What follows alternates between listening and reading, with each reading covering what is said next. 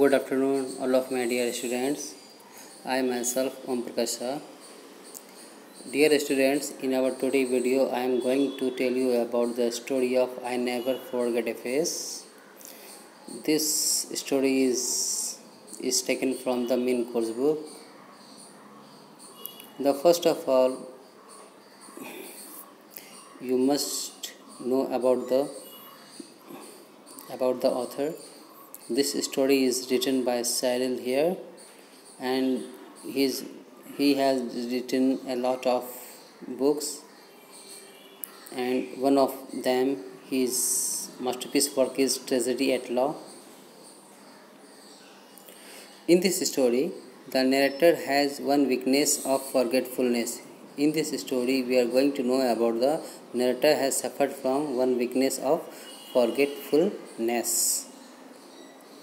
The story is started from the narrator tells us that a strange thing about him is that he never forgets a face. Only one problem he is facing is that he could not tell the name of that person at that time. Whenever he meets someone anywhere, he could not recall the name of that person.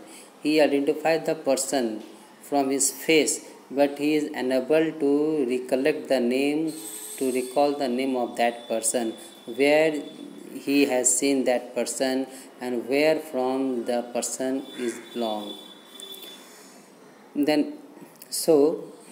Only one problem he is facing is that he could not tell the name of that person at that time. He is facing a lot of problem with this mental weakness. He tried to sort out this problem. The author tried to sort out this problem by applying his own wit. Anyone can usually get out from his weaknesses by adopting some means. It is said by the author. The author said that if anybody who has suffered from such sickness or from any other sicknesses, then he will try to solve his problem. He will try to sort out all his problems by his own conscience. He tried to resolve the things. The author work is that moving around the city for his business. His work is mean that narrator is involved in some kind of business, and his work is that moving around the city for his business. He says that the narrator says that he have to be very clever not to disclose his weaknesses before others. What is the weaknesses of narrator? The narrator has only one weakness. Whenever he saw any person, anybody, he could not recall the name of that person. He identified the face, but he is unable to recollect the name of that person at that time. He says that he have to be very clever not to tell or disclose his weakness before others. Sometimes he connected the person name with the place to identify them. So the narrator tried to sort out his problem by whenever any person meet to him, so he connected his name with that place, because whenever he met from that person, he could easily remember that person.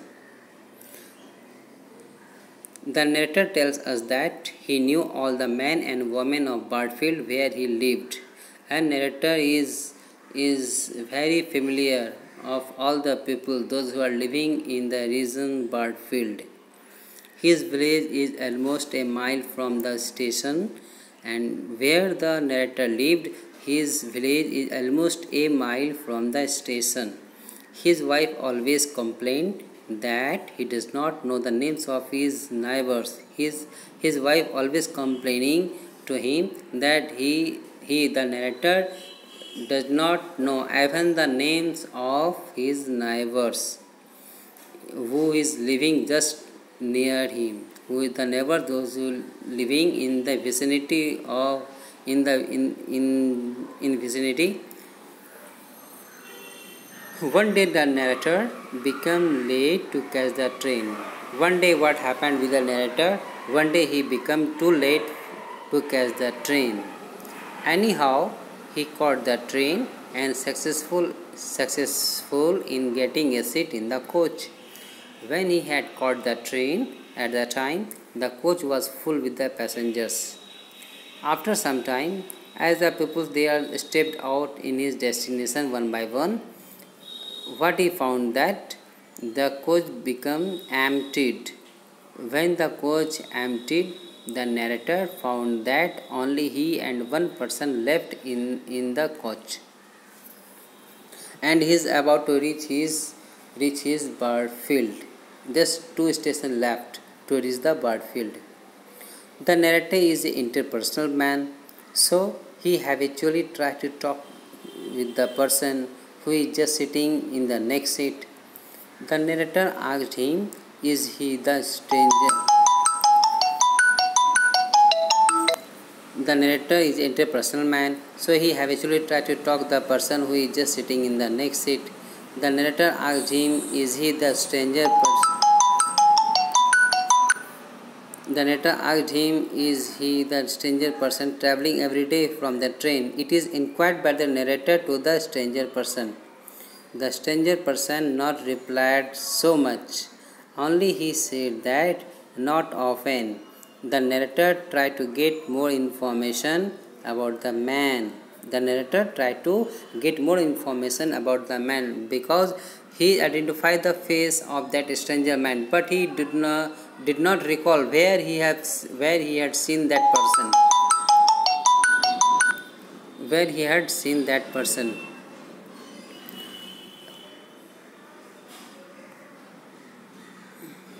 The stranger person not replied so much, only he said that not often. The narrator tried to get more information from the stranger man, but his effort goes in vain. He knew that he had seen the person at Barfield, but where and what his name is, it is totally missed by the narrator. After some time, the train reached the station. The narrator reminded the person about the station and asked him where he wanted to step out. Both of them came out from the platform, but at that time it was quite dark and raining so heavily. Wind was also blowing very strongly. So the narrator asked from the stranger how he would move from the place in this dark night. Narrator is a generous person, so he thought that he should help the person. So the narrator asked to the stranger how he would move from the place in this dark night. The narrator offered him to come with him because he had possessed the girl. In the very first chance, the stranger denied to go with him, but after thinking some second, he is agreed to go with him. But after thinking for some second, the stranger is agreed to go with the narrator. The stranger denied to go with him, but after thinking some second, he is agreed to go with him. As the narrator crossed the halfway across the countryside, the stranger told to the narrator that he could let him out there.